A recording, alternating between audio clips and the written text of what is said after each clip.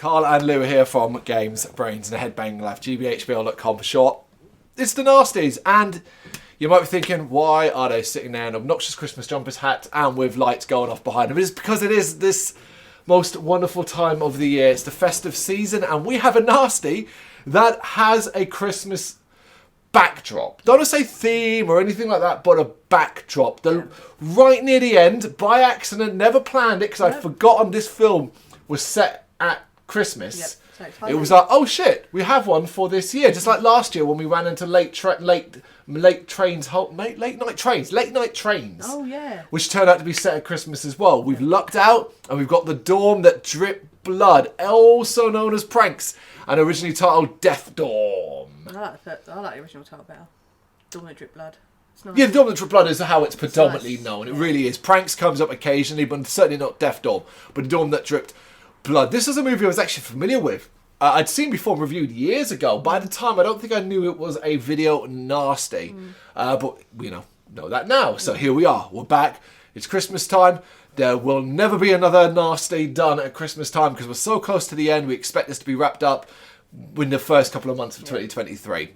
So it's a 1982 American slasher film directed by Stephen Carpenter and Jeffrey Obrow, and written by Carpenter and Stacy Giancio.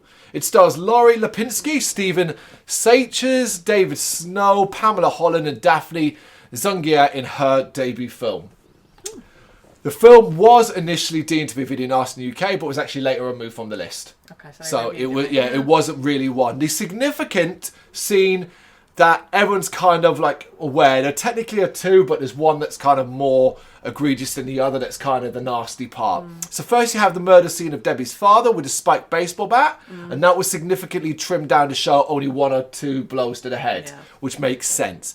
And of course, the footage of the maintenance man being drilled through the head with a power drill, that was cut completely. Re-released with 10 seconds cut in 1992, so that's a little bit edits there and so on. This movie was not prosecuted, as I said, and is available uncut completely now as well, of course, because even those two scenes there, it's par for the course these days. Par for the course. They'll be laughing at them, directors looking at that going, wow, really? Yeah, but just of the time. So truth be told, I think this is just an okay movie. I think it's an okay slasher movie that can be extremely slow, extremely boring, and has a twist, a killer reveal, that I don't think makes a lot of sense. No. Even if they tried to explain it. Yeah, you had a point. I had a real problem with it. I actually stopped the film and was like, wait, how did they explain this part of it? But I think we'll get to that when we get to it. Yeah. So the film opens with a young man fleeing an unseen pursuer. Get used to that, the POV of a person chasing. Sometimes, I mean, we're talking Halloween 4 Michael Myers levels of speed here. There is a scene halfway through this movie where we have to watch the POV of this person walking so slowly on a roof. And I swear that's designed to pad the runtime more than anything else. He hides in the bushes, seems to escape until he's grabbed from behind and killed. Nothing here, nothing really seen. It's very dark. This is not the gore. Joanne and her boyfriend Tim, they're attending a college party, with Joanne talking about how the building, which is called Morgan Meadows Hall, is to be renovated before being demolished. Which confuses me no end. Why are we renovating if it's going to be demolished? No, I thought they were just selling stuff off, wasn't it? Yeah, it's to be demolished, though. Yeah. That is it, it's to be torn down. No, they were selling equipment. Yes, but what's the renovation part? Why is that even a thing? I don't think they were renovating. I thought they were just cleaning it out. No, that's in the plot. Equipment. That's the plot synopsis that's online that I got. When we were watching it, they were just selling equipment. Okay, well, that must be the difference then. I mean, because it doesn't make sense in the context of the film either. It's mainly basically emptying stuff, tidying it up, and I guess that's what it might mean. Maybe renovation's the wrong word. Tidying up, ready for like whatever's going to happen. Along with her friends Brian, Patty, Craig, and Debbie, she stayed behind during the Christmas holidays to help clear out the building for what that will be demolished, which is apparently going to be turned into like private apartments for the local college, that kind of thing. Tim leaves for a skiing trip the next day. Their relationship's quite funny. In that, like, he's way more into her than she is into him. Yeah, she's like, move in. Yeah, and she's just like proper, like, no, I'm not too sure. This is mainly there, and him going on the skiing trip is just to set up him as the obvious killer. Yeah. But then, obviously, spoilers, he's not the killer. Weirdly, it's a mistake, because it would have made more sense for him to be the killer. Because my thinking was, okay, he's killing off all our friends to show that, like, she needs safety, like help and stuff like that. And that would be like, that's forcing her to move in with him kind of thing. but he's not. So Debbie reveals she can't stay as her parents are picking up later that day.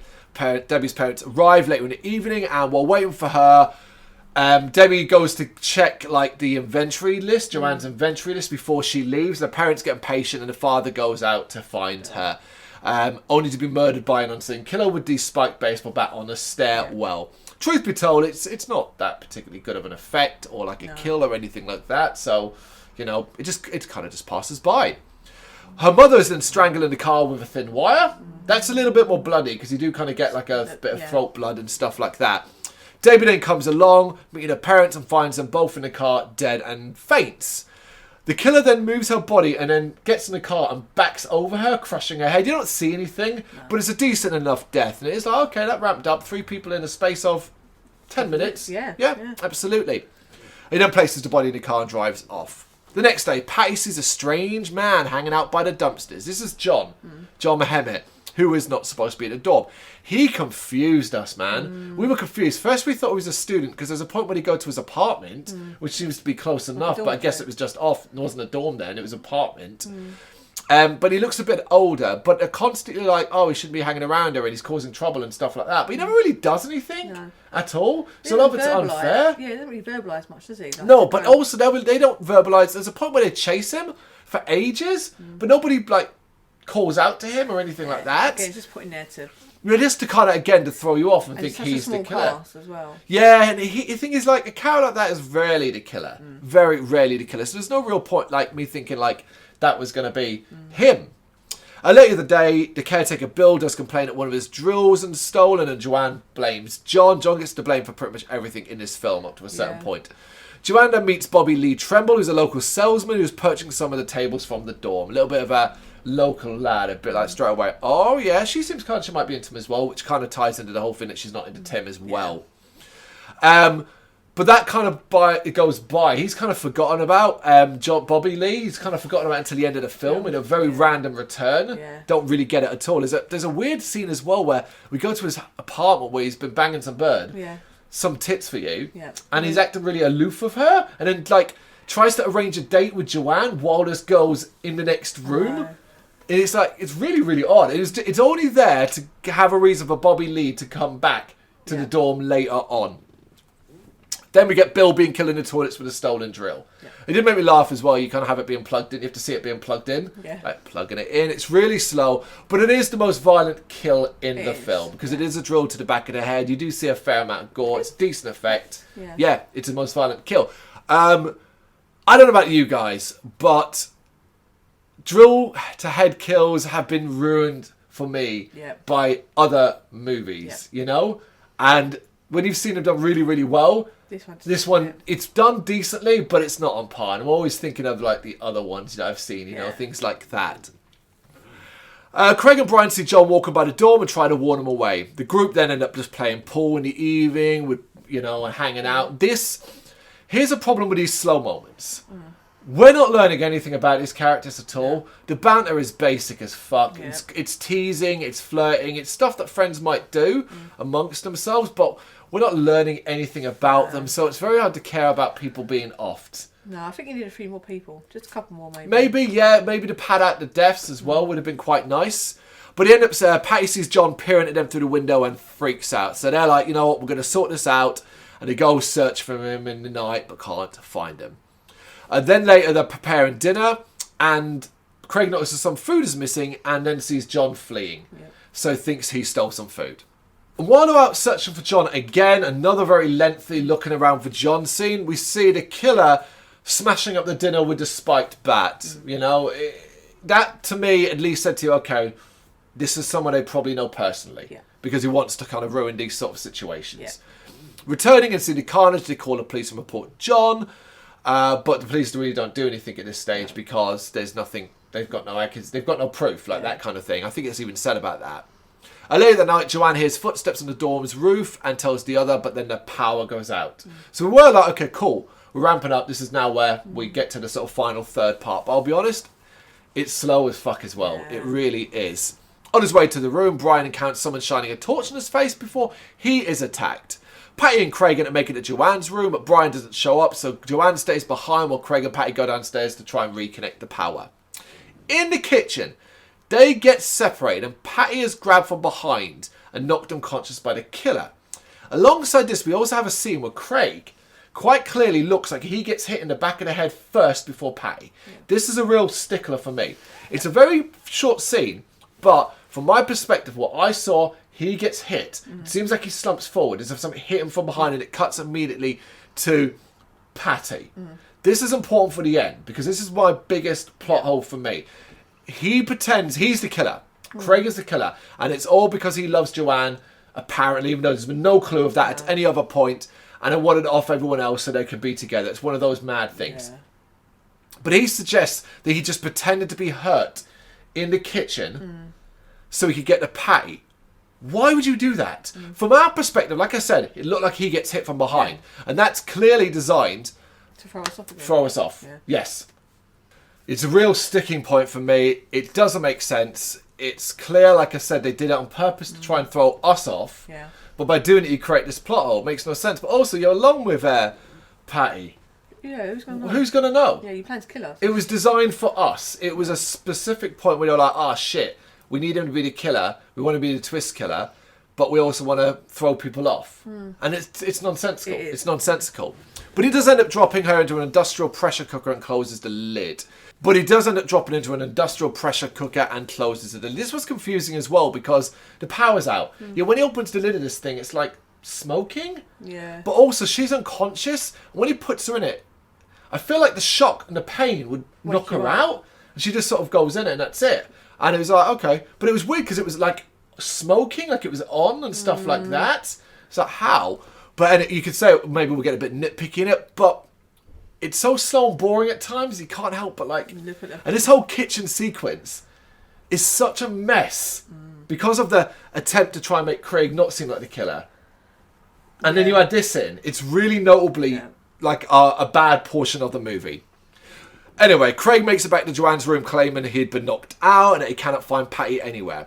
Hemet, though, comes along and for some reason now talks and she thinks he's the killer, but he's trying to save her, but at no point does he actually try to explain himself. It's just that constant like, come here, and he does come across threatening, so she treats him that way. And while running away from him, she discovers Brian's mutilated corpse in the storage room. She flees more from him, makes it back to Craig when they both team up and kill John. This takes about 15 minutes. Yeah. It is very long. And here we get Craig revealing that he's the killer all along and that John knew was trying to warn Joanne, but apparently just struggled to actually say that. After being chased by him, Joanne is shown the corpses of Patty, Debbie and her family. Debbie's family. Yeah, Debbie's family, not her family, isn't Joanne's. Well, Craig explains that he loves her and got rid of anyone who clung to her or ruined his chances with her. And it is...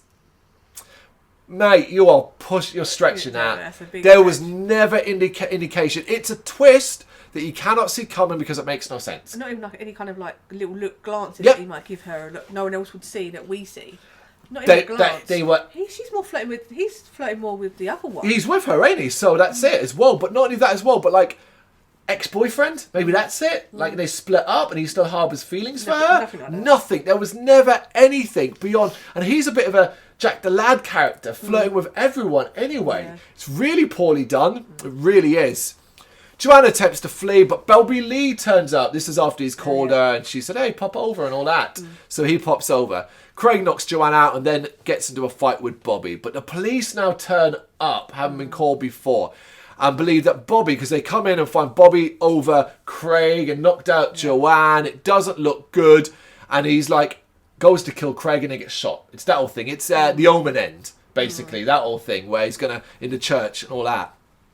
The police then just leave, which we thought was fucking hilarious. Yeah, bye. Just leave to go and get reinforcements, medical. No one stays with her. No.